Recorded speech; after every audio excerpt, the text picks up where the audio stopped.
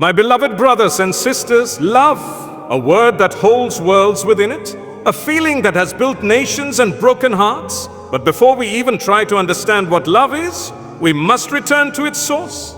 Love is not something humanity created, it was gifted to us by Allah. The one who placed mercy between two souls, who softened hearts that were once cold, who made compassion an instinct and care a form of worship. Every heartbeat that feels love, every tear that falls in affection, and every act of kindness that blooms between people, all of it is a reflection of Allah's divine mercy. When you think about it deeply, love is the most beautiful proof of Allah's existence in our lives. The fact that you can feel for someone you've never met, the way a mother's heart melts for her child, or how two souls can connect without words. These are not accidents, they are signs. Signs that Allah's love flows through creation like light through darkness.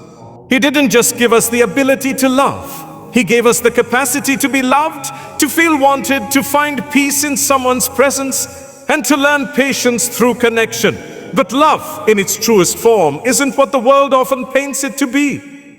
It's not just attraction, not mere desire, not something that fades when it's tested. Real love is spiritual. It's an echo of divine compassion. It's about giving, not just receiving. It's about sacrificing, not just satisfying. It's about being there when it's hard, forgiving when it hurts, and caring when you have every reason not to. Because that's what Allah does for us. He loves us even when we forget Him, even when we fail Him, even when we turn away. And that is the model of love that He wants us to learn from. When a person truly loves for the sake of Allah, their heart doesn't break easily, because they understand that the love they feel is not dependent on the other person. It's rooted in their connection with Allah. That's why when love begins with Him, it never truly ends. Even if people part, even if life changes, the feeling remains pure. It becomes a form of ibadah, a worship that keeps your heart soft and your soul alive. And that's the beauty of divine love. It purifies you. It teaches you patience when you're tested, gratitude when you're blessed, and strength when you're lonely. It reminds you that love isn't just about who you hold in your arms, but who you hold in your heart. Because in the end, all love begins with Allah, and every heart that truly knows Him understands that the most powerful form of love is the one that leads you back to Him. Love is often misunderstood. People think it's just a feeling, something that comes and goes, something that happens when your heart skips a beat or when someone makes you smile. But real love is deeper than that. Feelings are temporary, they rise and fade like waves. But true love, the kind that endures storms and silence, is not built on emotions alone. It's built on commitment, mercy, and patience. It's not about how someone makes you feel in the moment, but about how you choose to treat them even when your feelings change. When you love someone truly, you choose them, not once, but again and again. Through the easy days and the hard nights, you forgive them even when your heart is tired, and you stay kind even when you feel misunderstood. That's what love means in its truest form. It's not always butterflies. Sometimes it's sacrifice, it's patience, it's holding on when it would be easier to let go. In our world today, people chase emotions, not values. They want love that excites, not love that endures. But feelings alone can't hold relationships together. Because when the excitement fades and the challenges come, what keeps you going is not passion, it's purpose. It's the intention behind your love. Why are you loving this person? What do you want from this bond? Worldly pleasure or eternal peace? Real love is when you love someone for the sake of Allah, when you want good for them, even if it doesn't benefit you. It's when you can be patient with their flaws, just as you hope Allah will be patient with yours. It's when you guide them toward what's right, not just what's easy. It's when your love reminds them of prayer, not pleasure, of jannah, not just joy. Love beyond feelings is a test of sincerity, because emotions can fool you. They can make you think you love someone, when in truth, you just love how they make you feel. But when the emotion fades, the truth shows.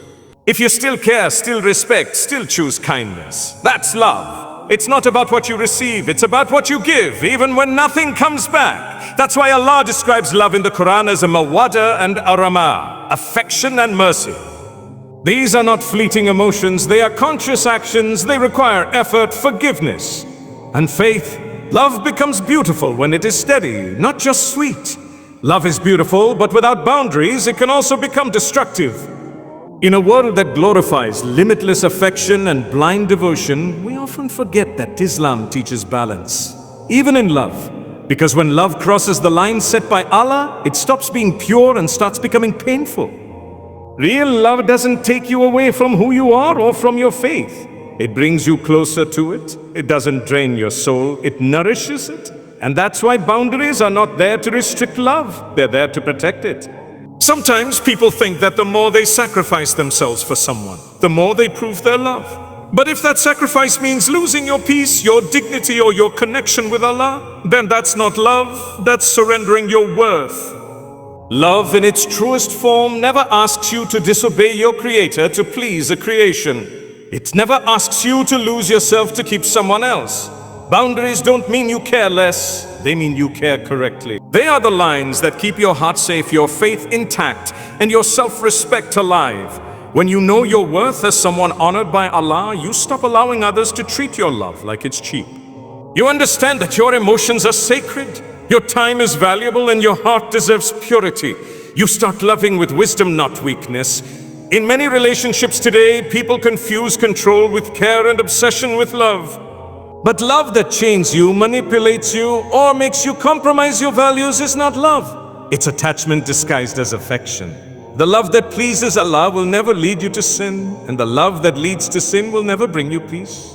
Real love lifts you. It doesn't lower you. It makes you better, not bitter. It reminds you to love yourself enough to walk away from what harms your soul. Islam beautifully teaches us moderation in everything, even in love. The Prophet Muhammad sallallahu alaihi wasallam said, love the one you love moderately. Perhaps one day he will be someone you dislike, and dislike moderately. Perhaps one day he will be someone you love. That's divine wisdom, a reminder that hearts change, people change, and that's why balance is necessary. You give love, but you don't give your entire self away. You care deeply, but you still remember your purpose. The truth is, love with boundaries lasts longer. Because when you love within the limits of Allah, your relationship is not built on desire but on discipline. Not on emotion but on respect. It becomes a source of reward, not regret. At the end of every search for love, every heartbreak, and every moment of longing, there's one realization waiting for us. The ultimate love isn't found in people or possessions or fleeting emotions. It's found in Allah. Because His love is the only one that never disappoints, never fades, and never leaves you empty. When the world turns its back, His mercy embraces you. When your heart feels shattered, His remembrance soothes it. And when you feel unworthy of love, He still calls you back to Him again and again. The love of Allah is not like human love. It's perfect, unconditional, and eternal. It doesn't depend on how you look, what you own, or how others see you. It's a love that existed before you even knew how to love. He cared for you before anyone else did. When you were nothing but a soul, He wrote your story with kindness and purpose.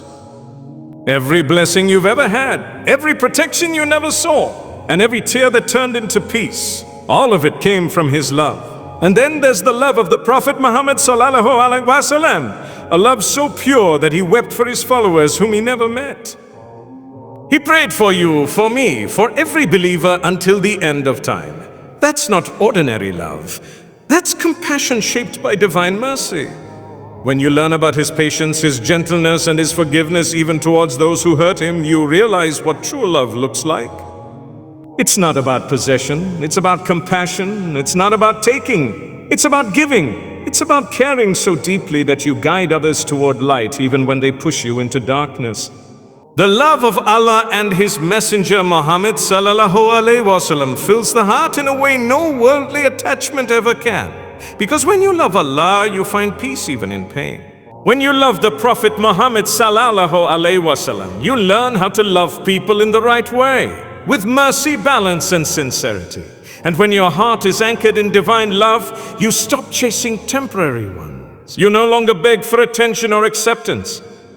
You stop searching for someone to complete you, because you realize that Allah already made you whole. Every prayer, every act of kindness, every moment you forgive someone, it all becomes an expression of that divine love. The more you give it, the more it fills you. And the more it fills you, the less the world can hurt you.